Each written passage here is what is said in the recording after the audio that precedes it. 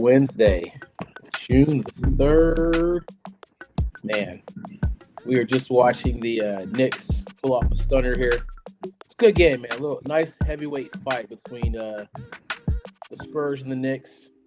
I think the Spurs were taking too many ill-advised threes, but that's just me. I get, it's all good. Kept it close. Knicks are more experienced. We're just talking about that, but it's been a good game. I think it's still going to go 7, Rob, but I agree. Yeah, man. Gary doesn't think so, but it's all good. Wait for JQ to join us. Yeah. I thought the Spurs and OKC was going to go 7. You standing by that? I got the Spurs in 6. Yeah. Okay. All right. I thought you were going to go the other direction. Good stuff. Well, like I said, Knicks fans, they're on top of the world right now, so we'll see if that holds as they say. And they're on cloud 9. And well, it was a big win. I really didn't expect him to come out and handle that Spurs team like they did. They did a good job. Yeah. Like you said, the Spurs are young, the Knicks are experienced, and the first game you're kind of filling out how you're going to play each other. There's going to be some adjustments that'll be made going into game 2. You got to give the Knicks credit because, obviously they withstood some punches. I think there's been a couple missed opportunities for the Spurs. And, like I said, they're young, they're talented, they'll make it up. Knicks have to withstand it, and we'll see how that plays out. That's a quick synopsis, but very entertaining series. At first, it was not entertaining. They were jacking up threes, and it was very defensive battle early on. Then it kind of settled down, and everything started to open up. But I think it's going to be a good series. Yeah. Yeah, I think it's going to be a fantastic series. I mean, one of the things that excited me about this matchup was the global appeal of Wemby and then the basketball mecca of New York City, right? So I think this was a, incredible finals matchup. Yeah, I don't think you could ask for a better matchup for this year's NBA Finals, right? You got the Knicks who haven't won the championships in 1973, haven't been in the finals since 1999. It's the Knicks fans celebrate after every win, man. They don't wait to the championship, man. They go. So it's a basketball crazed town. And, you got they tear down the city at the man. I'm afraid, man, that if the Knicks win the championship, New York City, as we know it, may not exist. Rob, be careful, Rob. They're gonna have to move to Connecticut and New Jersey, man. But of course, we would be loving it if our teams were in there and you win one. Of course, you're elated, especially to get that first game against that team. That was a big win for him. Big road win for him. Yeah, I will say that, again, we got JQ. Great game. I'm going to push back slightly, Rob, because I think either squad would have been good. Obviously there's more appeal with Wemby. I think it would be great with OKC too, So, but I'm just saying, obviously they're the defending champs. You want to see how they defend that and, against that, But we'll talk about that. The way that Chet was playing, not great, No, Wemby, man, it's Wemby is the best thing that's happened to the NBA in quite some time. Yeah, I mean, you got a dude running on the floor trying to take a selfie with him in full court. That was crazy as fuck. So, man, he is a phenomenon, man. It's the Wemby era is even they lost the game, of course, but the Wemby era is a phenomenon, and it's a global phenomenon. I mean, it's crazy. I mean, I haven't heard Mike Greenberg say it this morning. It's probably the best thing that's happened to the NBA since LeBron James. There it is. Probably true. Mm-hmm. No. Hell no. Stop that. JQ, welcome. Where you at, man? You getting settled, man? Yeah, I'm in the car. Did you hear me? Hell no. It's not as big as LeBron James. Stop that. It's the best thing since LeBron James. I didn't say he was better. I said since LeBron James. Since LeBron James. That's we gotta stop crowning them too soon. Like I'm enjoying Wemby. Don't get me wrong. let's just take We it gonna easy. crown him? Yeah, crowd is that easy. Like let's not do that. Slow Just your like that. It's roll. green. Huh? Slow your roll. Slow your roll. I love No, it. but That's what I'm saying, man. I think basically what we're saying is I don't know if anybody's trying to crown him a champion or anything like that, but the excitement of watching Wemby is insane. Even talking to people who are just casual basketball fans is into the Wemby appeal. I mean, there's only 2 states in the country that's rooting for New York right now. And that's the state of New York. Well, It's maybe New New Jersey. Jersey. And New And Jersey, yep. Oklahoma's the only other state that's rooting for New York. You know what? That's not true. That's rooting for New York. Yeah. Oh, um, you know what? Maybe You might be right Connecticut. because you might be right because listen, I was with my homeboy and his 2 sons while I'm late. He's from New York. I told you, he's the one that's the Met fan that I'm going on the baseball trip with. His dad drove the 7 train, I think, that went to Flushing. So he's a Mets fan through and through and a Knicks fan through and through. And he was in there talking cash shit. And this is why we just can't let New York win because Yeah. they're not gonna act right. That's right. Yeah. The Knicks remind me of the Eagles, man. Just you can't have nice things, yes, because we're just pissed off at you guys come out the woodworks, at trivia. They pulling up his jersey like Knicks, and I'm like, man, come on, man. This is why I hope you guys get beat. Now, granted, I there's will two give him sides. credit though. He's always been a Knicks fan. I know him. Right? So Yeah. it's not like this is brand new for him. But yeah, he's just one of those ones, like all the rest of them, where they just ain't gonna act right. Well, like I said, we got a lot of things to talk about. We're gonna get this party started. Everyone, welcome to Talk Sports 12th on this Wednesday, June the 3rd. I was gonna go over the horn, but let's just jump right in. We got a lot of topics, man. Let's jump right in. I know we're kind of hot and heavy about what's been happening.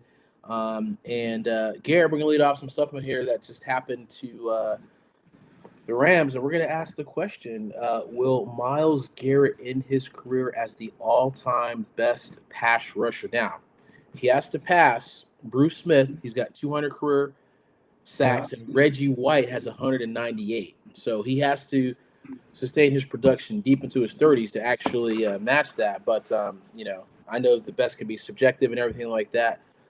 Physically dominant, all time, hitting that freakish 15-year health run. I mean, it's going to be hard to guarantee, but where do you think he stands in this?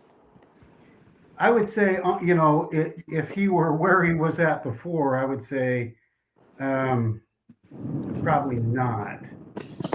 But when you're playing different unit, better players, better team, he's got 125.5 sacks.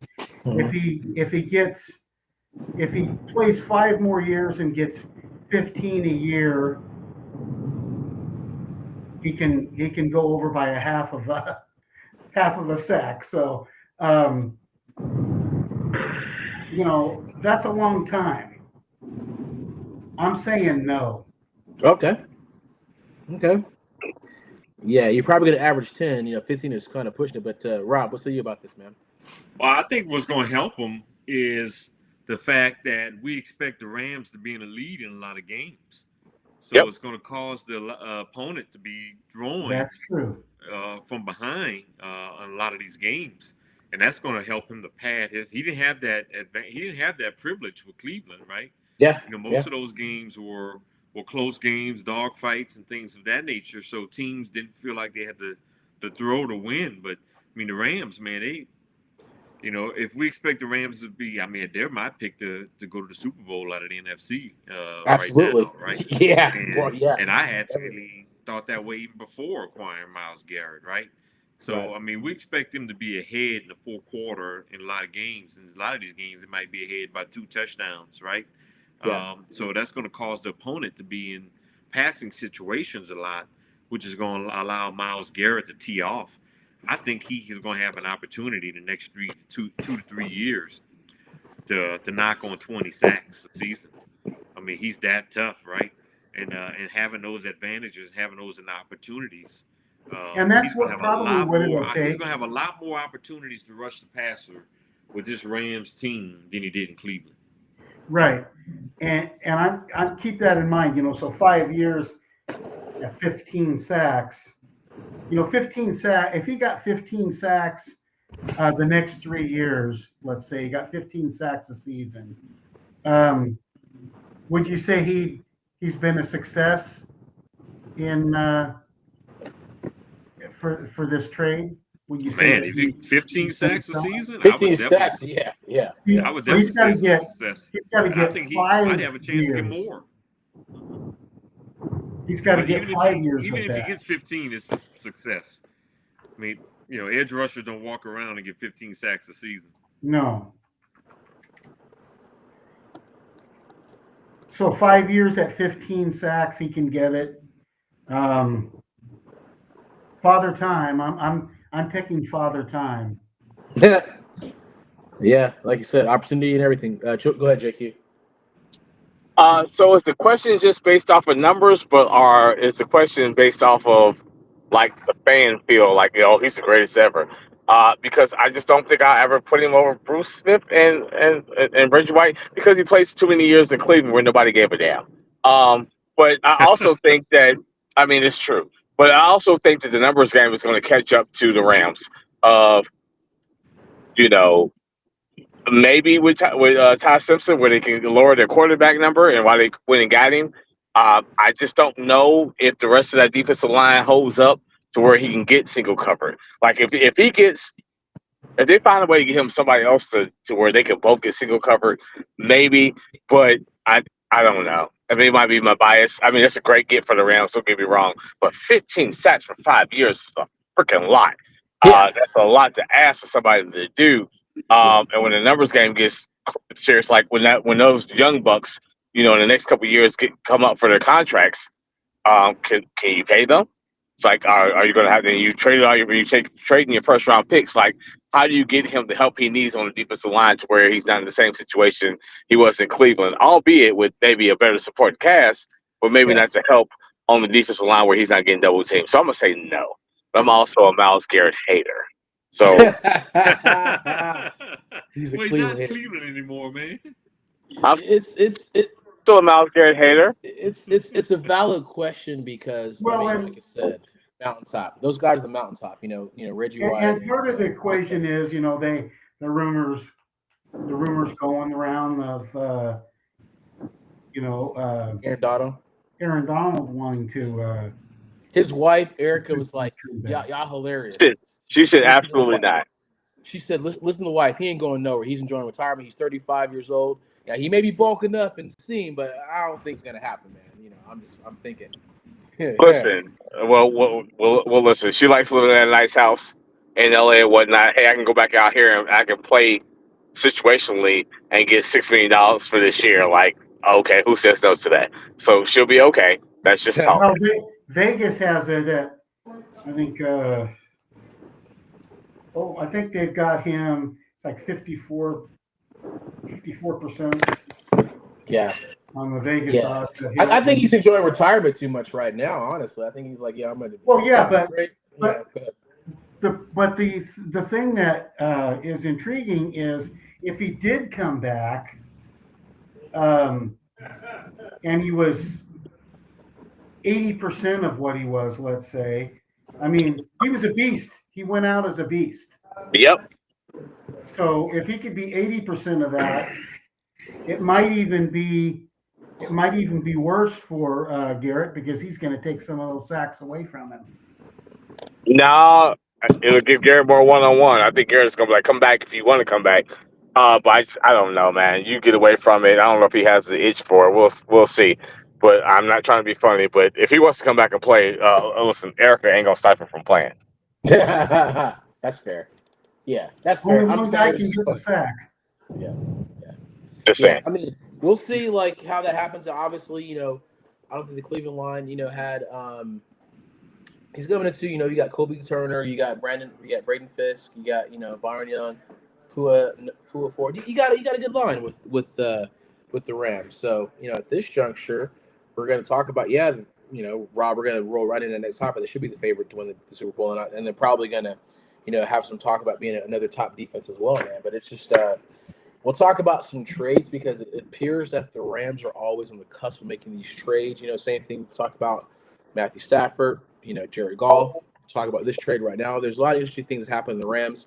Eric Dickerson back in the day, Marshall Faulk. There's a lot of trades that have the Rams in this talk as well. But the next question, I would say they're definitely the favorite to win the Super Bowl. It's pretty easy, Gary. Right back at you, man. Shit. Probably. No, my dad would love that. Yeah. That's all you got. That's all you got. Yeah, that's it. Rob, you touching this? Yeah, as well. I mean, I thought they were the favorite even before acquiring Myles Garrett. They're definitely in the win now mode, and you could probably make a case that they've made the two best offseason acquisitions of any team when you talk about Myles Garrett, and then when you talk about the cornerback from Kansas City, right? Timmy Duffy. So you arguably they made the two best. Yeah, in my opinion, they've made the two best moves in offseason, right? That's just a total game changer for their defense, right? Could probably put their defense in the top 5. I mean, you got a shutdown corner in McDuffie. You got the game's best, arguably the best pass rusher in the game right now. They've made the two best offseason moves, in my opinion, of any team in the league. To me, that solidifies them as the favorite to win. Obviously, you got to stay healthy, and you got to have a few things go in your favor, right? You got to have some luck too. But on paper, they're definitely the favorites to go to the Super Bowl. Got to talk about you got to keep Matthew Stafford healthy, man, because we talked about that quarterback room. Because and that bad back, and he old. For you. Mm-hmm. Are the comments out? Richard's posted stuff and it hasn't shown up. He wanted to ask. I turned it on, so I'll turn off demo here. I'll try it again because I had it on. I'm gonna go with my Cincinnati Bengals to the Super Bowl. Yep, I said it. Why, they get tickets already? Listen. I'm just asking. I might have got a group rate. Mm-hmm. They went in with the Cowboys, the Falcons, and the Saints. And they got a package deal. Oh my goodness gracious! You know what, Gary? No more. We were on a good roll. Now we're not. What's up? We're gonna find out. Hold on. Mm-hmm. Why is this not coming? Okay. Yeah, I do have the Bengals winning their division, but it comes down to their health too, right? It comes down to keeping Joe Burrow healthy. That's the main thing. I think they'll be improved defensively. And the Bengals, if Burrow's healthy and that defense can at least be a top 16 defense, they don't even have to be a top 10 defense, right? They just need to be in somewhere in that 15, 16, 17, 18 range. And if Burrow's healthy, they're in play. I like Buffalo right now. That's going to be my pick for the AFC. They went out and got DJ Moore. I mean, I know they lost David Edwards on the offensive line, but they made some defensive enforcements. But if I had to make a prediction today, I'm going Buffalo and the Rams in the Super Bowl. Buffalo and the Rams. All right, let's get JQ back on. All right, here it is. There it is. All right, let me get this off.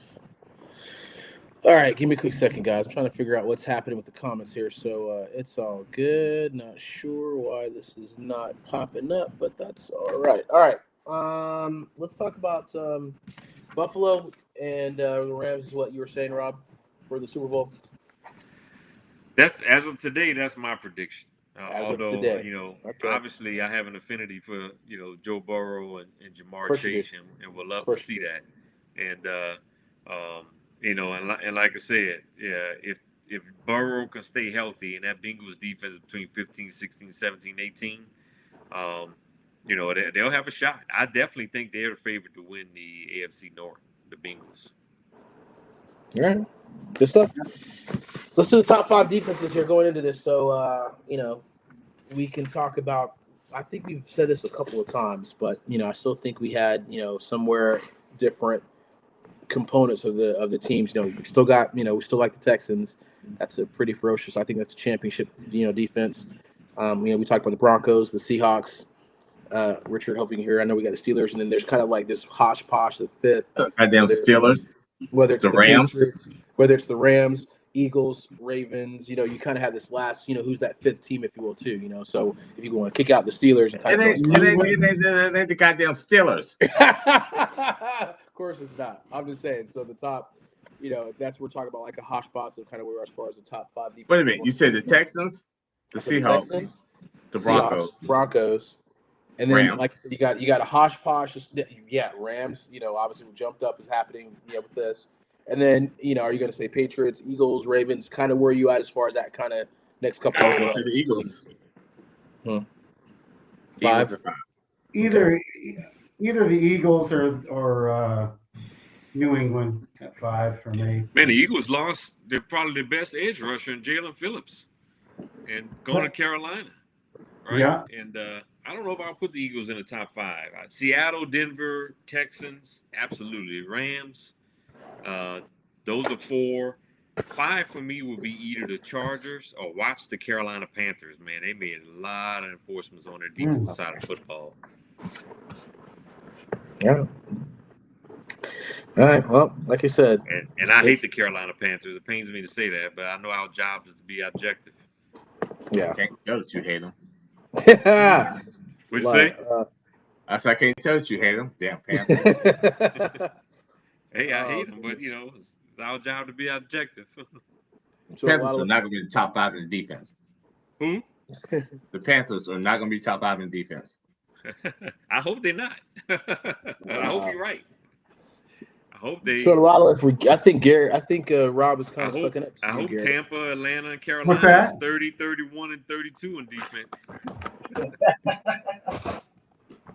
I was gonna say, looks like Rob is sucking up. Gary, outlook for Cam Ward by Gary. Top 5 moves, Gary. Yeah, really. He asked for the topic, so I said I'm making him work tonight. Gary, there you go. Outlook for Cam Ward. There you go. I saw that and I'm like, what is anybody else going to be on the damn show tonight or what? Gary, there's Gary. We're gonna have like a talking head with Gary. See, Hey, he I've always learned, hunting me down by these topics. We're gonna make him work tonight. Rob, I've learned my lesson. I'd like to make this official apology to you tonight. Well, he's got to do better. That's for sure. He's got to go. He's got to go up. He had 3,100 yards, 15 TDs. But as of quarterbacks in that fake football that you guys play, your fantasy football, he was 39th out of the quarterbacks that had started in the game. So he's got a ways to go. Come on, Gary. You just habitually line step, man. You got to let it have our fun, man. This is what we do, man. No one's talking about how many ceiling fans you're putting up, man. Come on, man. Let's go, man. Just saying. Rob, give me your thoughts on this. Well, I think he's going to have a better season. And I think part of it is I think the weapons around him is going to be a little bit better, too. When you look at, Tennessee made a lot of investments on their offensive weapons this year, right? And so I think, and then, of course, getting Brian Dable to come over and be the offensive coordinator, I think he's going to play a role in that too. And I think he's going to take a step. I think it's going to be a gradual step. I don't think it's going to be, going into a Pro Bowl kind of year or anything like that. But I think he'll show some improvement. They added Cardinal Tate in the draft. They got Wan'Dale Robinson from the Giants. They still got Kelvin Ridley. You got Tony Pollard. They drafted Nick Singleton. I don't think he's going to be a game changer, but he'll be somebody that can add depth at the running back position too to go along with Tony Pollard and Tyjae Spears. So I think they've just made some improvements on the weapons around him, which I think is going to translate to better performance for him. So is 11 points for a quarterback? Is that a good number for you guys for your fantasy quarterback? It's not Absolutely really very not. No, not at the quarterback position. They're anticipating him at 11 points again this year. No, On I don't think fantasy he's going to be a game changer in fantasy, but I would think he'll give teams more than 11 points. I mean, you got to understand, right now you look at how Robert Saleh wants to build up that Titans team. He definitely wants to run the ball, and protect his quarterback. So that's kind of where he's not going to be slinging the ball. You're not going to have this high prolific offense, right? Like you have for the Rams or like, the Chiefs or even the Bengals. So these are high offenses, right? So he's going to probably solid running game, solid defense, and just do enough to kind of help him manage the game. That's what you got to do with the young quarterback. So he's not going to be. Well, Richard is texting me his questions. Yeah, sure, that's fine. Yeah, he said, "How's this Garrett trade spicing things up?" Well, it definitely spiced up the NFC West because you've got a defending Super Bowl champion in your conference, in your division. And now you've got Garrett, and they're favored to win that division. And they were favored before the move. And without him, I think they're clear favorites with him. Yeah, I mean, this is a move that's going to propel them. We think we all agree that they were probably going to represent the NFC and for the Super Bowl, right? And, they had a tough last year, just a couple plays. They were going wire to wire with the Seahawks, right? And just a couple plays, Jackson, Enigma made some great plays and really tight.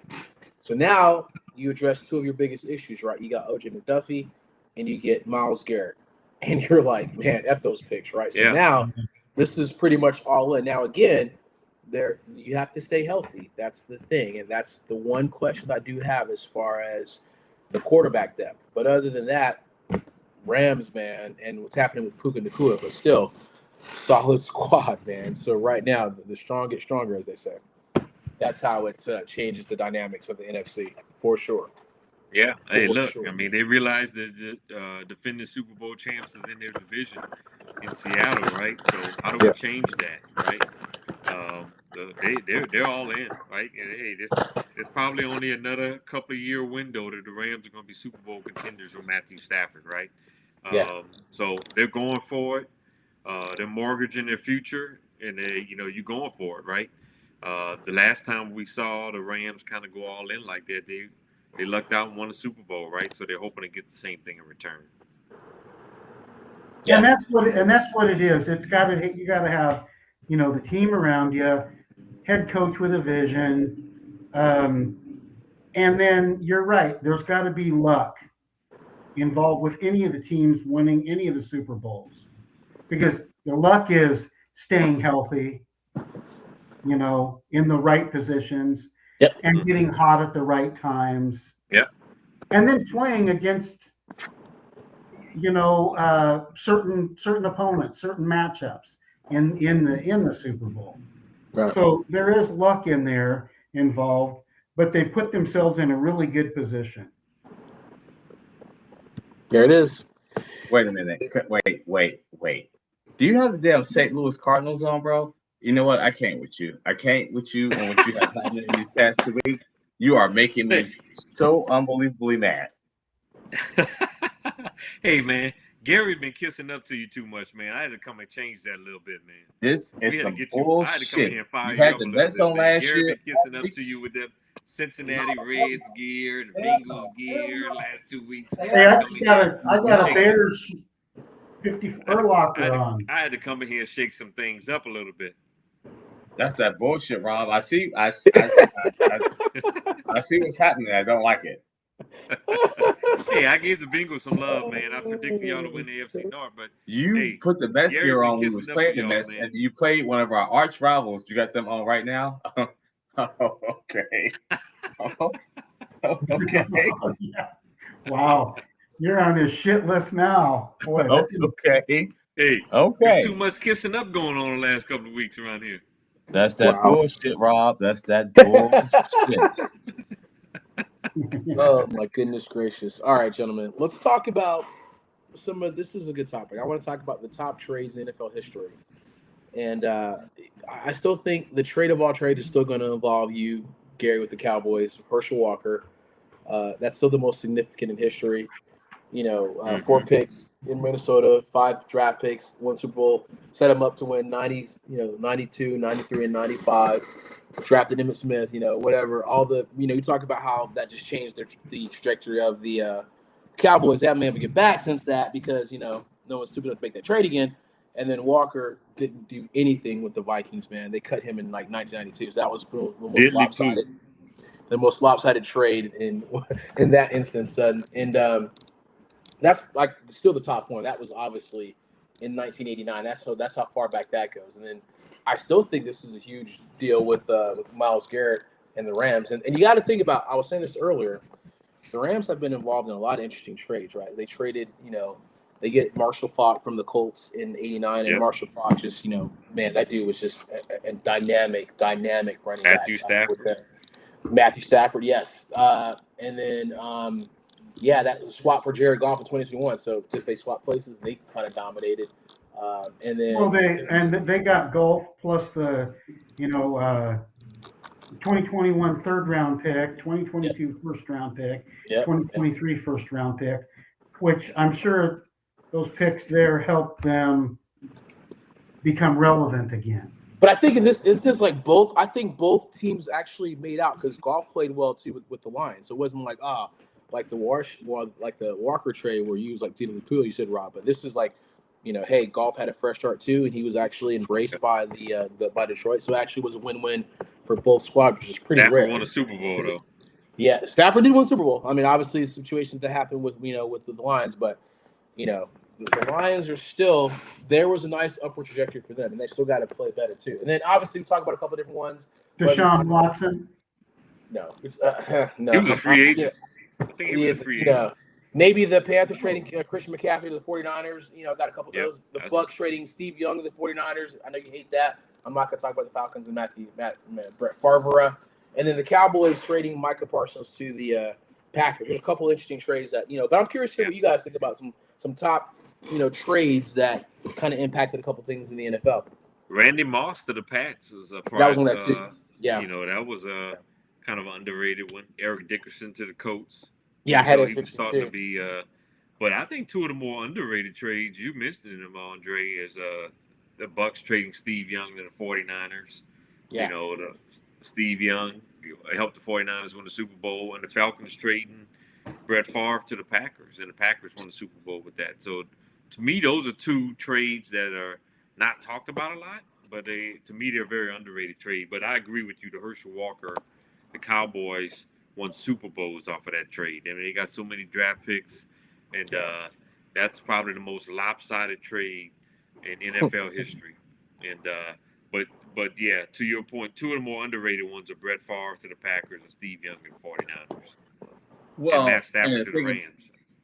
The Matt Stafford to the Rams to me, but the Herschel Walker one, not only just because of that, but it changed the way the NFL teams traded with each other. Because you got to remember that Jimmy Johnson was the one that instituted that point system in terms of what picks in terms of values per round and how it equates through the rounds. And now everybody has just universally kind of adopted that trade value system across, how many years has that been now? Like 40 years?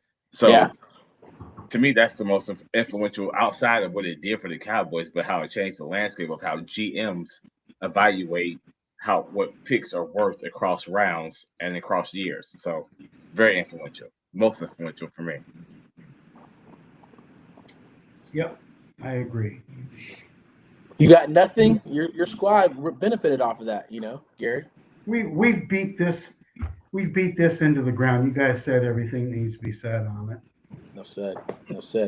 And the challenge is Jimmy Johnson, was still the guy, and that's why Jerry Jones will never win Super Bowl because he has to think like he's the dude, man. He does not want to concede power to somebody else, man. So until that happens, I still think the Cowboys will never win, Gary. My apologies on that, man. So. Oh, that's fine. That dude is Eagle miss. We'd just be 5 ahead of your team. Wait, say it again? We'd just still be 5 ahead of your team.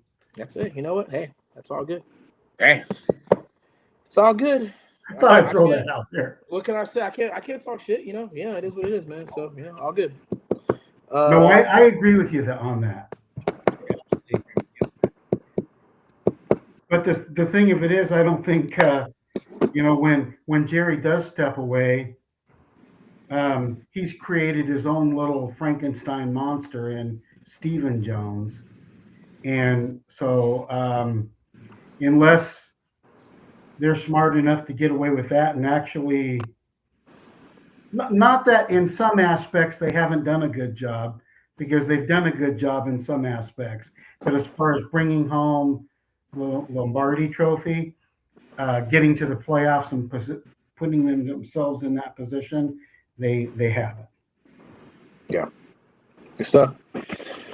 Let's talk about some quick NFC East predictions for you, Gary. Yeah, you definitely put his ass to work. God bless. Right? Isn't this okay? So I'm optimistic about the Cowboys. I'm optimistic because I believe that their defense is going to be better. Do I think it's going to be a top 10 defense? No. If we're really lucky, it could be maybe 16, 17 is what I'd like to see. If we do that, I think that would be enough for us to win the division. I think they're in the same boat as the Bengals. Pardon me? They are.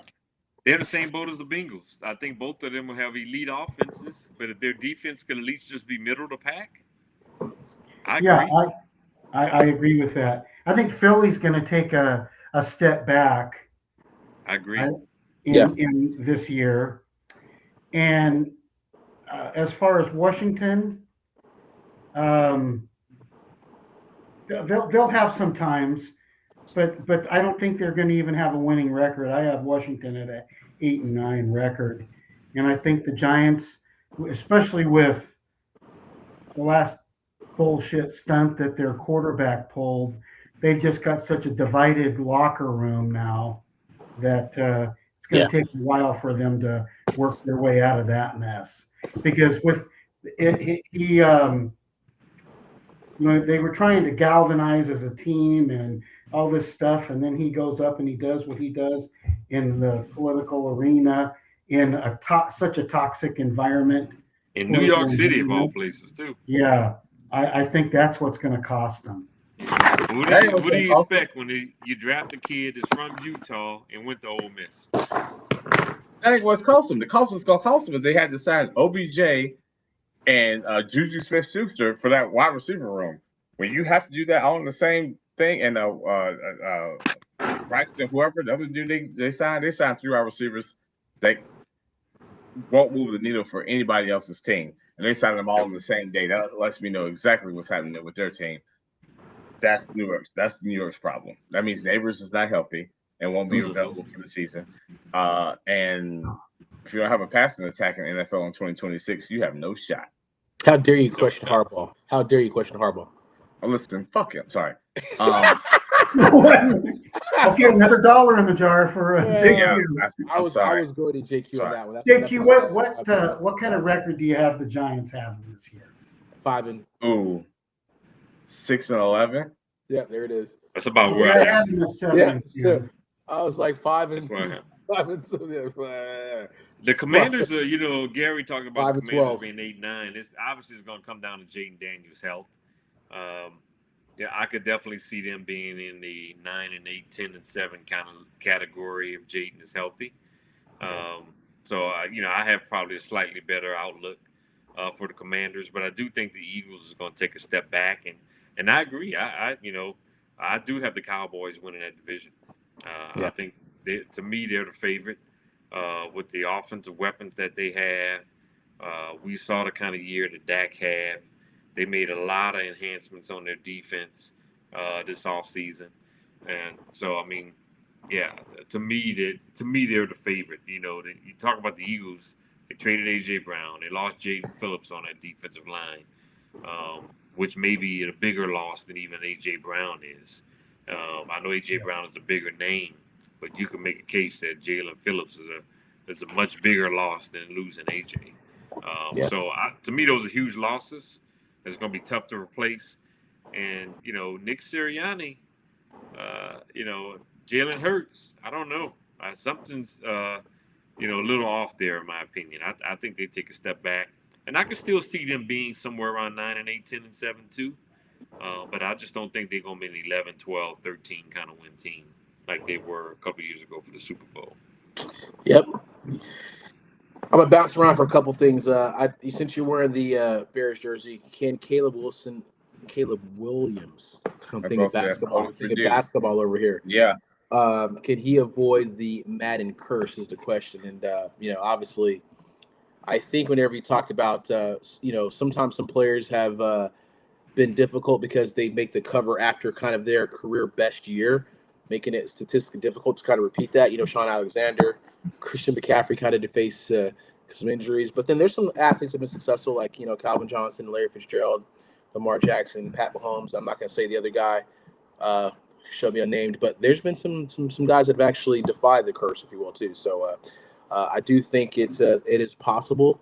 My only concern, as we talked about, is, again, you got rid of one of his top weapons in DJ Moore, and there's going to be teams are going to be kind of focusing on him, and he has to do better in your sophomore season. It's always tough to kind of or be successful after a good year. Excuse me. Luther Burden and Romeo Duzay better step up. I still want to know what happened with Cole Kmet in that offense. Like, that's what I'm talking about. Yeah, Cole Kmet, really the tight end. Yeah. But that school from Michigan just came and took his lunch money and took his whole job. So I'm just wondering what's going on with Cole Kmet. I still think Cole Kmet could get moved. Yeah. I want to be moved because it's like, damn, what did I do? Yeah. I just Not a good think situation. I don't think the curse is going to have any impact on Caleb Williams at all. I think he's going to take another step. We talked about Cam Ward. I think Caleb Williams will take a step to almost being a Pro Bowl level quarterback this season. I think, and the main thing for him is his accuracy, right? I think if he can get his accuracy, I don't see him being a 70% quarterback, but if he can at least get up to 65, and I think that's the step for him in his career. He's got to improve his accuracy. We know he can make big-time plays in the clutch, right? But I think if he can get his accuracy up to 65%, I think that's where he needs to go. And I think if he does that, he'll be a borderline Pro Bowl player or in the Pro Bowl. I think you also got to give him another year in the Ben Johnson system and what Ben was able to do with Detroit. And last year they went out in the last offseason, they went out and revamped that offensive line, and they've kept them all together, and they're all healthy. So Ben's going to have a good, solid running game. He's going to play action pass off that. He's going to put Caleb in a great position to succeed. And I think They did lose Drew Dalman to retirement, so I'll see it. And he seems like that quarterback that just has that it, that He's got the it factor. At the end of the game. He was number one draft pick. Why not? He got it. Yeah. Okay. There's been some bust for sure, but definitely going to take a step. Hey, we've seen the top three quarterbacks in that draft all have flashes, right? When you look at Caleb, when you look at Jaden Daniels, when you look at Drake May with New England, so all three of those top quarterbacks have shown some flashes that those are legitimate top three picks. Not to feed the fire here, I'm going to talk about some favorites to land Giannis, and then we're going to talk about the NBA mock draft. But I do want to talk about, what's happening with OKC and with Chet Holmgren now. That dude was terrible. Too. And you talk about, you paid him all that money, and got some questions. Now, again, this can either break you, Chet, or, you got to figure out some stuff because you basically, for you to be passing and making that much money, come on, what the hell, bro? So it's not a good look in the interim right now for Chet, especially all the money he's getting paid. And then he has the opportunity to he's kicking in that 50-something million, like first part of his $240-something million deal. That's pretty scary, if you will. You shit the bed. And you did not play. So you can go either one or two ways. You can get better, or you can continue to shit the bed and be like, bro. And I know this is a hot topic for Rob and JQ to go back and forth with Chet and everything that. But I want to start this one off on this because I was tending to side with Rob a little bit on this, but I think JQ was pretty much spot on this. And when you're talking about a guy like Giannis, I'd dump that sucker in a heartbeat draft picks or whatever, and I would go get Giannis because he's not going to shit the bed and end up with 4 points and 4 rebounds and not take a shot in the second half. He was passing the ball. That was Gary. pitiful. Hey, I can't defend Chet off that. I 7-2, or is he 7-2? 7-1, 7-2. He's 7-1. And I mean, Guess what, though? Shitty. It was pretty shitty. OKC's still not going to trade him. that would be a huge mistake on their part, especially when you got a guy like Giannis that is going to be that extra scorer, that extra alpha dog that's not going to fold under the pressure. Giannis just say he wants to stay in the East, but I don't know what the hell. If you're OKC, if you want to win now, there's a chance. But here's the problem. We talk about the Rams making a trade for Myles Garrett. Here's the difference between Myles Garrett and Giannis. Myles has been healthy. Giannis has not. So you're still gambling on the fact get healthy for that. You're gambling on the fact that Giannis is going to be healthy for you. Well, and we forget that Giannis, even when the Bucks was in the playoffs a few years ago, he was not available for them in the playoffs. Man, right? He didn't want to be there. That's the difference. You're trading for a guy you want to win now. He's gonna get instantly healthy. I guarantee Or you. He's gonna get instantly healthy. Are you gonna invest in Chet getting better, or are you gonna trade for a guy that hasn't been healthy? I still don't think OKC. I can see the trade. I actually can. But I still don't know if OKC is going to do it. If I were think OKC, Miami is the favorite to get Giannis, and Giannis wants to stay in the East because they've got a lot of pieces around them. They do, and if they brought in a guy like Giannis, oh my gosh, I can't. SGA, Giannis. If you still keep, Lou Dort. Hey, what about Jalen Williams? Jalen Williams is still there. He missed practically the whole season, and OKC still made the Western Conference Finals. Yeah. So I know we're talking about trading Chet, but what about trading Jalen? I mean, it's a money thing, man. It's a money, and I'm gonna let JQ talk because JQ's been sitting there quietly. I want to hear what JQ has to say on this. But go, my guy. Listen, because the problem is that I'm always a year in advance. It happened last time with Chris Middleton, and he made me look bad when he went with Milwaukee, and then he was terrible after that. I talked about Jalen Williams being overrated, and then he went nuts, and he helped them win a championship, and then he was bad after that in terms of the injuries. I told you I would have paid Chet that. Here's my thing. It's one thing to be ineffective, have a subpar series. My thing is you're going to have to deal with Wemby. And he's taking your soul. Like, we've watched him take your soul on a national stage. It's not just one thing to play bad. It's one thing to say, man, I'm not going to go at that dude because I don't feel like I can beat that dude. And that's where he got punked. 100%. But Wemby and that crew is not going anywhere. They have a core. Like De'Aaron Fox is going to go away in terms of salary cap, but you're going to replace him with Harper, and you've got Castle and Wemby. Like, they have the foundation set that they're going to have to deal with those dudes for the next 8 to 10 years, more than likely. If I'm Presti and I'm looking at that, I hear what you're saying. I've also heard Evan Mobley being floated out. As a potential piece to go to. I want Evan Mobley. Evan Mobley doesn't look like he likes to play basketball. I think Evan Mobley likes what basketball brings him, but he doesn't. I don't feel like he likes to play basketball. He just has the physique to play basketball. He's just going to do enough to get by and get a contract. That's good. He's living in Cleveland. I think if he goes back to LA, he'll play basketball. You know what? That could be true. And listen, because Cleveland sucks. But I just don't know if that's the case with him. I don't know if I would gamble on that to give him that kind of money. I'm with you. I feel like Giannis gets instantly healthy. If you say, man, I'm going to send you me? Listen, yes. I'm going to send you to OKC with SGA. That's how I'm saying my name. But listen carefully. Giannis and that East stuff is crazy. There's no chance you go to Miami and you win. How do they not give up center? Bam. Who? Bam. How you don't give up Bam to get him? There's no chance you don't have. They don't give up Bam to get you. So now you're gonna go to Miami and be in Milwaukee South. Yeah, it's gonna be better, fresh air and chicks that you can look at walking down the street. But you're not gonna go close to winning in Miami. Your only chance is either go to Boston, Tyler Hero, go to Oklahoma City. Those are your two spots. If you're Giannis, if you're looking and say, man, I want to contend for a title, and I'm only going to go to these places where I will sign an extension, they're Boston, they're Oklahoma City. Anything else is just you talking out the side of your neck. Well, I mean, I definitely think it's in play. I know a month ago when we had this conversation, there was no way that Oklahoma City was even thinking about making this trade. Not at all. They're They were not regretting even it thinking now. about making this trade. But, I'm sure it's up for debate in that room in both Milwaukee and Oklahoma City. And look, I can't defend the way Chet played in Game 7. I'm sorry. I mean, that was just straight up trash. 2 shots the entire game. I mean, that was unreal. And not only that, but you only look at the 4 rebounds.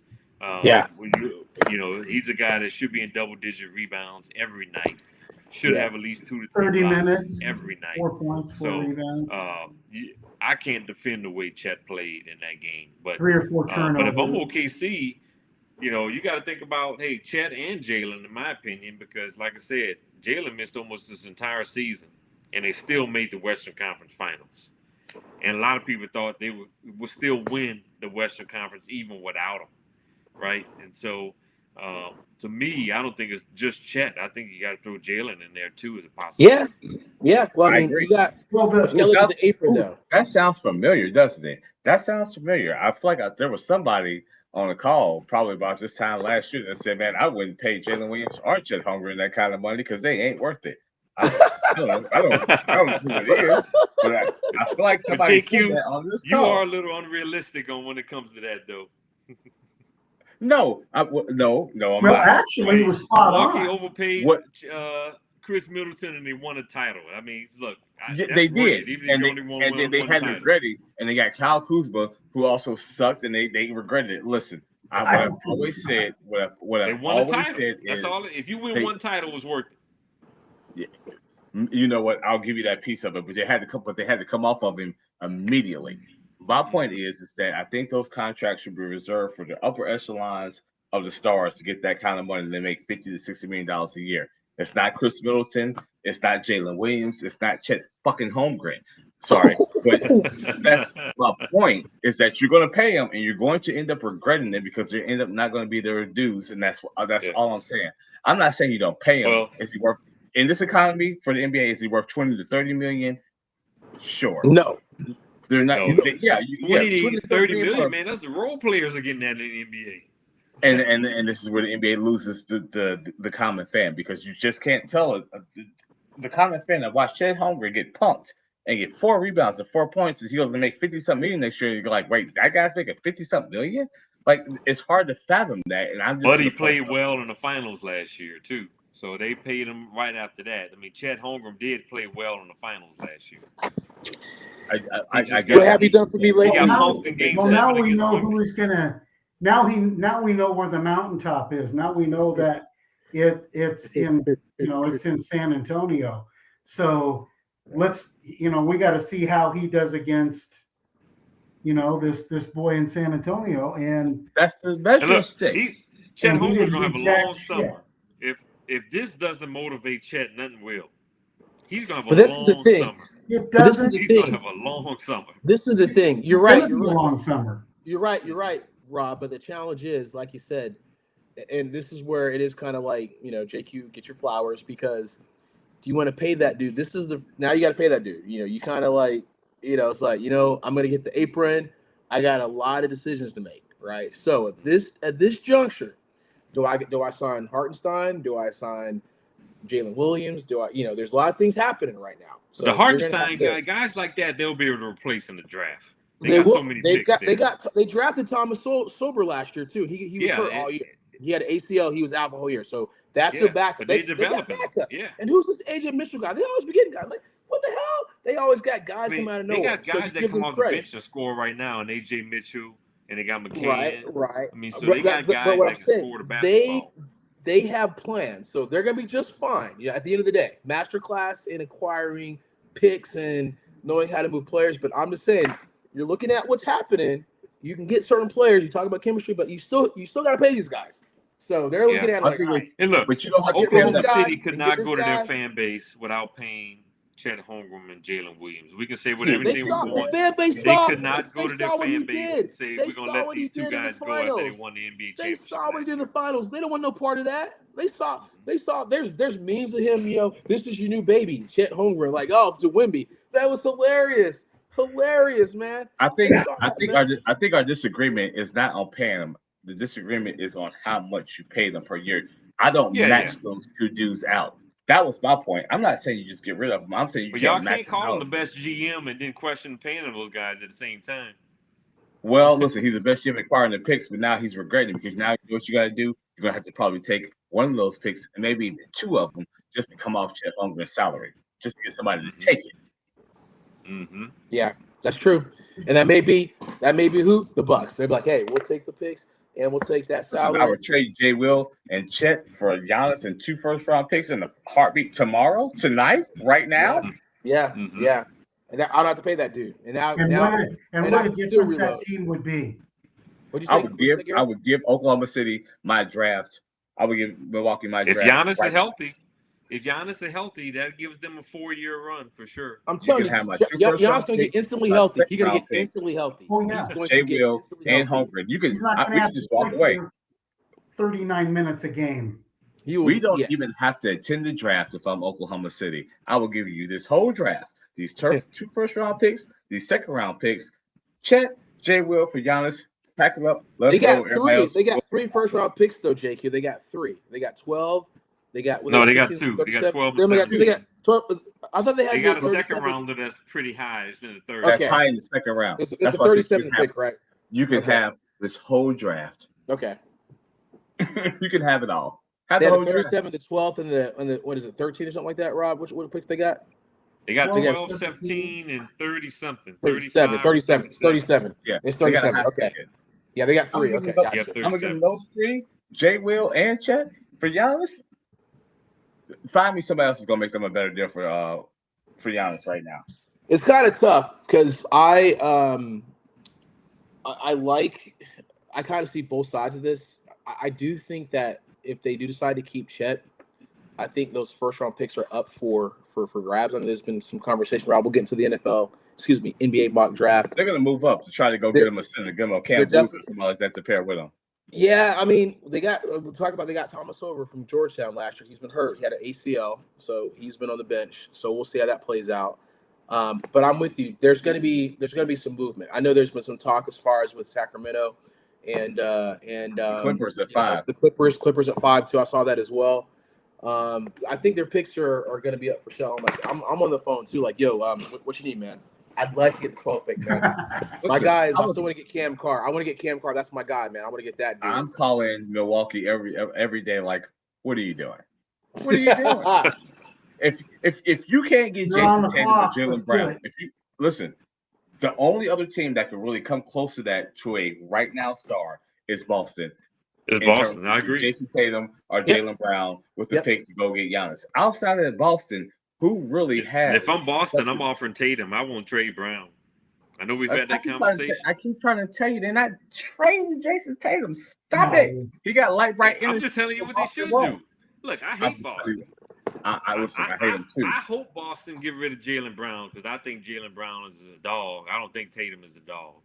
And I hope Boston get rid of Jaylen Brown. But if I'm the GM of Boston, I'm getting rid of Tatum and not Brown. I'm keeping Brown. Can you imagine Brown and Giannis if they're healthy? But Jaylen Brown is a lot to deal with. And I just don't think they want to deal with him and what he has happened. Jason Tatum, you're wild. Jason Tatum was still like first team All NBA for like 2 years before he got hurt. Like, it's not act like he's not good. He was first team All NBA. But go back to the NBA Finals a couple of years ago that the Celtics won. I saw it. I know Jaylen Brown was the best player on the floor on both ends of the floor. I got you. Who's the most better difficult in transition? Who's the most difficult to control in the locker room? Let's do the mock draft, Rob. The NBA mock draft. Let's go with this, man. Hey, I hope the Celtics trade Jaylen Brown. I hate him. but me too. I just don't see him trade Jason Tatum. Next week we'll have a Boston Celtics jersey, JQ. He'll have a Boston Celtics jersey next week. I'm not a Boston fan. I just read the tea leaves. Either one of them. I agree. I don't know. I think Jaylen Brown is on shaky ground right now. Mm-hmm. We don't know nothing, man. We have no insider. This is all speculation. I mean, I agree with you though. The teams with the most to trade for is OKC and Boston. I'm not gonna question that. I still don't know how Miami makes that work. I feel like they have to bring in a third team. Yeah, and who does that to help Pat Riley in Miami? Like, well, let's make Miami good again. Who's gonna do that? Yeah, but let's give them Bam and Giannis. What? Tyler Hero's there too. That I can give up Tyler Hero either, man. He's there. Tyler Hero is a dead man walking. If Giannis goes to Miami, Tyler Hero is going to somewhere other than Miami. He's walking the plank. He's like, I'm done. I'm out. They can find another shooter somewhere. Yeah, well, Tyler Hero's gone. Yeah, do the NBA mock draft, Rob. We'll skip this real quick. I got the Banthers still going number 1 to Washington, and when you look at the Banthers game, I think to me he's got a lot of Jaylen Brown potential. I think that's his ceiling because he can play both ends of the floor. He can handle the basketball. He's good in transition. So to me, speaking of Jaylen Brown, I think that's his ceiling of what he can be as a player. I still got Darren Peterson going number 2 to Utah. Cam Bruiser, number 3 to Memphis. Caleb Williams, these are guys to watch, man. A lot of people saying he called move up to number 2. I heard that too. I saw that. I still got him number Wilson? 4. And look, I saw that happening too. Boozer and Wilson played one game against each other, and Caleb Wilson outplayed Boozer in that game. That was one game. It was on North Carolina's home floor. I mean, that might have had something to do with it. But I think Caleb Williams got a little bit better face-up game. But as of now, I still got him going number 4 to Chicago. I got Keaton Wagler going to the Clippers. He's a combo guard. I think he can play the 1 and the 2. I got Darius Cuff Jr. going number 6 to Brooklyn. I got Dave Maurer, center, Michigan, going to number 7, Sacramento. I would hate if that happened. I would love it. Goodbye. Go to purgatory. Number 8, I got Atlanta taking Mikael Brown Jr., who is a combo guard too. 6'5", can play the 1 or 2. I got Kinston Fleming staying in Texas, going to Dallas, and I got Nate Ament, who can play the 3 or the 4. He's a good off the ball defender. That's what I like about Nate, and he can shoot the 3. I got him going to Milwaukee, at number 10. So there you have it. First he was like, "Don't take it, don't reach, I got don't Atlanta reach." taking Corey, point guard from Stanford at 2023. I got the Lakers taking Dalen Swan, small forward from Texas. He really came on at the end of the season, helped Texas make the Sweet 16. So he's a guy that's risen up a lot of draft boards. And the Blazers don't have a draft pick in the whole draft. And the Lakers don't have a second-round pick. And the Hawks, I got them taking Malik Brown, big man from Duke, at number 57. And I got my Pels taking 7-foot center Nate Brittle from Oregon at number 58. Can we just talk about why the NBA did this? Because doesn't it just feel like Washington and Utah should just agree to some kind of compensation and change picks? Yeah. Like, yeah. You know what I mean? Like, it just really feels like Peterson should be in DC and the Banthers should be in Utah. Like, it just feels like that's wrong. I don't know. I mean, something happened. I think the NBA is mad at Danny Ainge or something. I don't know, because like you would think that would have happened like a long time ago. Like, just AJ's lived in Utah the whole time. Go ahead and spend. Just let him stay, man. He's like Carl. Well, the last few years he's been in Utah. I think it was last year high school and first year, in college. It was only year of college. Well, and I would really hate for what I'm saying is the environment's been made for him to stay in Utah. That's what I'm trying to say. It has. Like, and you feel like he wants to be there. You saw him during the lottery. Like, he does not want to go to Washington. You can tell he doesn't. But I feel like they have to come up with something. And I just really would hate for Aiyuk to go to Brooklyn, because I feel like he will just go get squandered and learn all kind of bad habits in Brooklyn. I do. I really like him as a ball player. I just feel like that is a bad place for him to go. That and Sacramento are terrible places for him to go. I hate that for him. Sacramento has one of the needs for a guard. That's the crazy part too, because they've got a ton of centers, if I'm not mistaken, because they had, they drafted Maxine Rayon last year, Precious Acuña. Sacramento and the 76ers is probably in and the Clippers have probably made the dumbest moves over the last 5 to 6 years. That's true. You know what I was gonna say? I would like for him to go to Sacramento because everybody goes to Sacramento and ends up getting traded to a better situation. Yeah, he can ball out. He can ball But out. Tyrese Halliburton, De'Aaron Yeah. Fox, everybody ends up going to Sacramento, ends up leaving and going to a fantastic situation. So you know what? Yep. Maybe that kid should go to Sacramento. And they drafted Marvin Bagley over Luka Doncic. Yeah, Fired Mike Brown, and he's 3 games away from winning the NBA championship. Yep. Yeah. Well, the Hawks passed on Luka Doncic too, so that's when we traded for Trey. That's one of the conversations. But still, that was going to always be an empathy. Go ahead. Right before game But Trey's still better than Marvin fucking Bagley. Yeah, no shit. I mean, we should be respectable. You're right. I was like, y'all saw the interview. They asked Mike Brown who would he rather play in the finals, OKC or the Spurs. he said he don't care, but brother Spurs saved him some money on travel. Yeah, I didn't realize his family still lives there. But hey, Richard, I see your question about Biddle from Oregon. He actually did fairly well in the NBA Combine too, so I think he's back in the category of getting drafted. And I think what also helped him was getting back in the drafting category was some players that decided to go back to school, like Milan Marjanovic, Patrick Ngangba. So some of those guys that decided to go back to school, Jeremy Fears, and the big man, the 7-foot guy, Malachi Marino from Kentucky.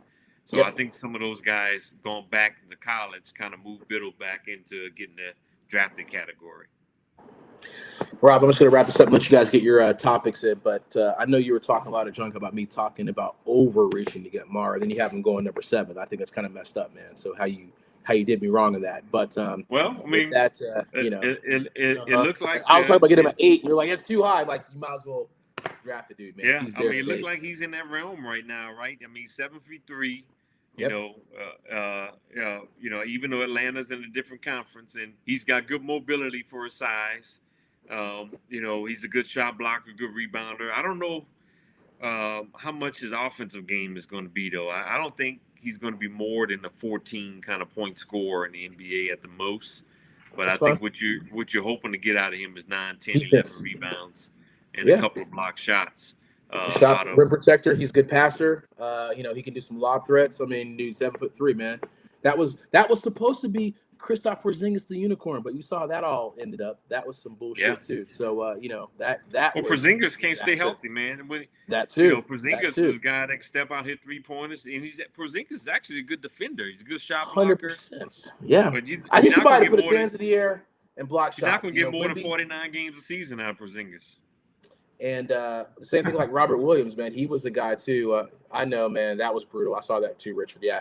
Robert Williams, I know he's going to be, obviously a target, but he can't stay healthy. That's our. Oh yeah, he's worse than about. Porzingis. He's only going to play every other game. He's going to get you 41 games a season. That's terrible. And then just at the 23 pick, Rob, if there was a way for us to kind of trade with OKC somehow and get that 12, like I told you, I love Cam Carr. That's the guy I'd like to get. If we couldn't execute that, I'd love to get Chris Anderson from Texas Tech. I love that dude. I think he's gonna be. He's gonna be a great guard, man. So that's the guy I'd like to target. Yeah, I got Chris Anderson on 19 to Toronto. I think Toronto will use your true point guard. Yeah, and he I think year 1 he's probably a backup, but I think year 2 or 3 he can develop into being a starter. But yeah, Cam Carr he's hot on a lot of draft boards right now. I got scared about 15 that in Chicago right now. I don't know if he's gonna get there, but that's the guy I'd like to somehow if I'm with OKC, like, hey, you want? I'm gonna dangle something like JQ. I'm gonna dangle. I got 3 Michigan players going in the top 14. Don't let JQ hear that. Man, yeah, but that's the word on the street, man. I mean, we appreciate your the mock draft too, Rob. I'm just saying that's kind of what. In a perfect world, I'd like I said, man, I would trade next year's pick, man. Hey, for Cam, like that dude is like long arms, man. I'm looking at some defensive player, like that dude is gonna be a player, man. So we need that and get a point guard somewhere later on. That'd be my perfect scenario. And Mar, but I'm surprised Baylor didn't have a good season with him and Tande Yesufu. Tande's going back though. He's going back he's another guy that's decided to go back to school, and he's going to St. John's for $7 million. He's going to get more than that. I mean, the number 8 pick in the draft won't even get that in the first season. Mm-hmm. And he would have been a Go late back. first round pick if he would have stayed in the draft, or maybe early. He would have. So he's gone from maybe making $2.5 million in the NBA next season to making $7 million at St. John's. That's Well, ridiculous. you only get 3.5 of that to Texas. Yeah. Well, that's We're true. yeah. Gary, we tired out Gary with all the topics earlier, but I'm gonna let you guys go around the horn and do your last topic. I'm just gonna once again comment, Richard, that I'm really super disappointed in what happened with Georgia Tech, man, because the number 2 and just getting ousted by Oklahoma. You left your relief pitcher in there too long, man. I don't know what the hell you were thinking. He's like, oh, he's rested. You had 60 pitches. Try to bring him back. That was not a good move, man. So Ramsey, you're a top coach, man, but I hope you learn a lesson, man. Don't pull that brave shit in college, man. Don't be pulling. Don't do that, man. That was terrible. Terrible. Man, how the top 2 teams in college baseball eliminated first weekend, and UCLA and Georgia Tech, right? So now you got Georgia's the top remaining seed. I hope they lose. Me too.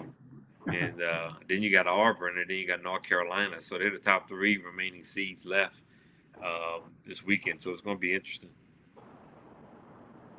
Do your last topics, man. Let's wrap this up. What you got?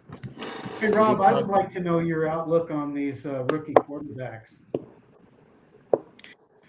Obviously, we know Ty Simpson is not going to be a starter this season, right? Yeah. And so the objective for him is to sit a few years and develop him. So to me, that one was easy. But I think Mendoza, word on the street here in Las Vegas is he's having outstanding OTA sessions. I know, obviously you want to see it, but I still think Kirk Cousins goes into the season as a starter. And my still outlook for him is that week 4, week 5, they'll turn the reins over to Mendoza and let him run with it, right? So I think they want to give him a few weeks on the sidelines to get that vantage point. And but I think by week 4, week 5, the franchise is his to take over from that standpoint on. So that's kind of the way I see it. I don't really see any other rookie quarterback having an impact this season. I think all the rest of them will be holding clipboards. So Mendoza might actually only be going into the season. He's the only one I actually see getting playing time in the regular season. Which is a good thing because I don't think Carson Beck, it. Carson Beck's an outside chance at Arizona because, obviously they got Jacoby Brissett as a starter, but he's the only other one with an outside shot of possibly playing in his first year. Yeah, things would have to go terribly wrong if anyone else started him, especially for Ty Simpson to even see the field. That would be the most terrible thing that ever happened to the Rams. Sorry. Oh, yeah. Everything right now, I said about them going to Super Bowl is over. If Ty with Simpson 15 college starts, that would be thrown into the wolves. I don't know why every Georgia fan is like Stetson Bennett. That dude is terrible. And Matt Caldwell. NFC West. Oh, they'd be loving Stetson that. Bennett was drafted in the 5th round for a reason because at best he's a backup NFL quarterback. Yeah, 100%. I'm just saying if that happened, there's some trades happening right now. Hey, man, somebody's on the phone making some trades right now. If something happened to Stafford, but that's the only way we think anything could ever be close to those guys seeing the field, as you mentioned, Rob. So, 100%. Shout out to my Braves still holding down and the dream doing some things even though Angels got to get her game right.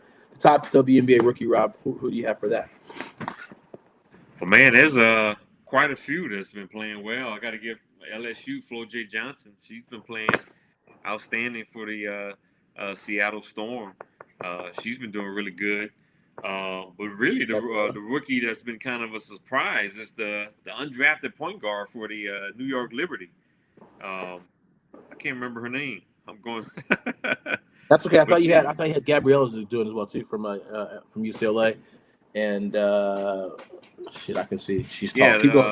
Pauline Ostier from France. Man, she was undrafted. 24-year-old point guard from France. She's averaging 17 points, 4 assists. And so she's come by surprise, helping out the New York Liberty. She's been outstanding for them. 1.5 steals a game, 3.8. Olivia Miles has been good, too, for Minnesota. Lauren Betts has been good, too. Yeah, and Minnesota's in first place in the West, and they don't even have Nafisa Kalya healthy yet. So look out for them if she gets healthy. and the way Olivia Miles is playing as well. And like I said, in first place, Ozzy Fudd, 7.7. The big girl from UCLA is off to a slow start. Lauren Betts. Yeah, she's off to a real slow start for the Washington Mystics. So, last I checked, she's only averaging like 3 or 4, maybe 5 points a game. So she's not having the impact that you would have expected. Flo J's averaging about 12 points a game, 5 rebounds. You know she's going to get it done on the defensive end, 1.5. But yeah, the big surprise is Pauline Ostier with the Liberty. She was undrafted. Good stuff. I'm curious as to what your guys' thoughts are on the ACC college basketball predictions.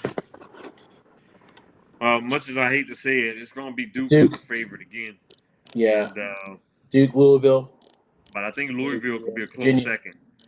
And Duke, Louisville, Miami, and I got Carolina 3 and I got Virginia 4. But Louisville, man, they got Jackson Shilstad from Oregon, who I know who Richard knows very well. Who saw him point guard there last year. So getting him and getting Flory Badunga, who was probably the best defensive big man in the country at Kansas last season.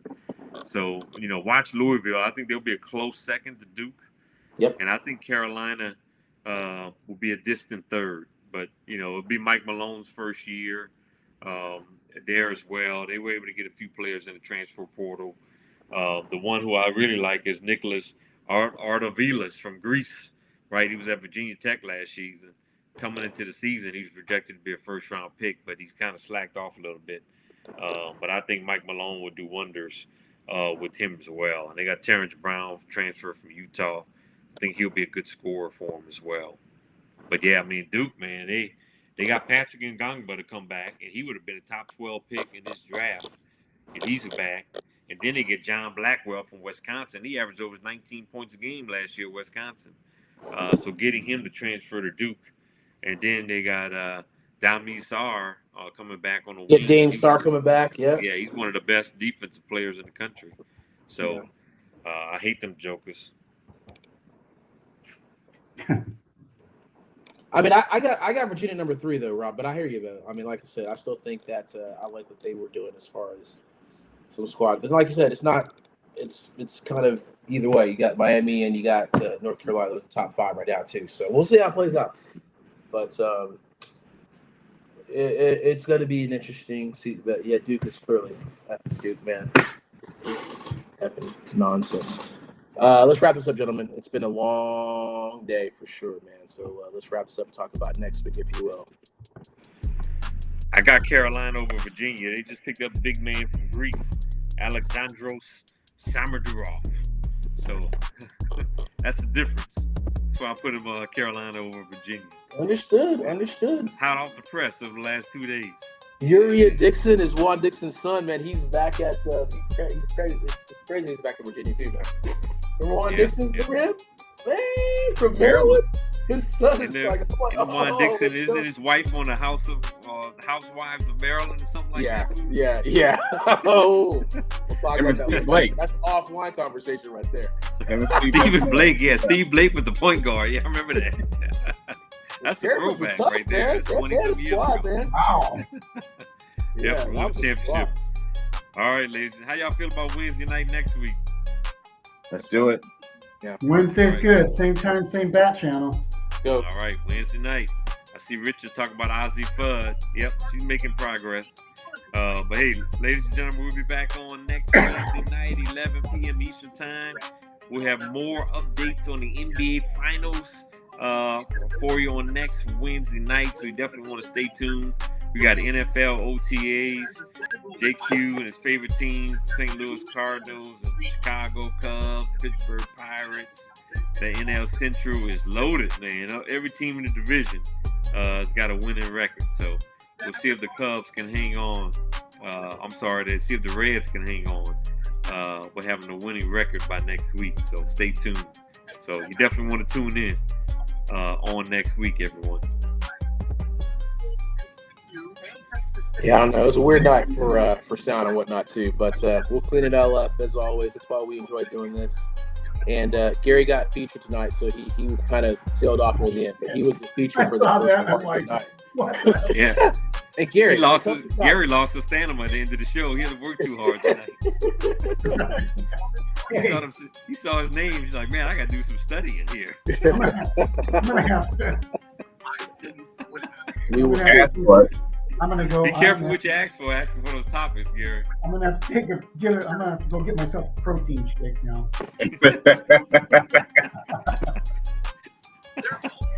Hey, every week I enjoy this show with you guys. I learned so much from you guys. I really appreciate it. I really have a good time with it. If you come in with that nonsense song again next week, I'm gonna just log the fuck back off. Man, you know how many times I've had to be on this show and watch Andre and Falcons gear? If I could put up with that foolishness, at least it makes sense. You just pick a random teams, and all the teams you pick are antagonistic to me. Like, you already know you're gonna get that from him. You just before the teams I pick the fucking team. It could be worse, man. I could be coming over here wearing a Mike Tomlin Steelers shirt or something. I would love it immediately. Or Baltimore Ravens or somebody like that. Oh, It'd be a 3-man show. the foolishness that we got to put up with, say, but it's a balance, man. Come on, man. Yeah. It's a balance, man. We Say represent. what I said. And then Gary come on here with a Falcons jersey one week, man. That was awesome. That was close. I was close to logging off too, but I had to. Oh, Rob, come on. You close. I'm gonna do it. You pull the trigger. I'm gonna pull the trigger. Cry 2 tears in a bucket. That's what we gonna do. Man. Wow, Bring out wow. my Cubs gear for next week. Hey, America, I'll see y'all in 2 weeks. Yeah, my Cubs gear is in Tampa, so you don't have to worry about it. I'm not going to Tampa no time in the next week, so you good. Okay, I was gonna say because I wasn't gonna be on here. You want me to go get it for you? You want me to go get it for you, Rob, and mail it to you real quick? Okay, you know what? Good night, y'all. Good night and one to bed. Visual lines. Hey, Gary is right up the road, so he can go and pick it up for me.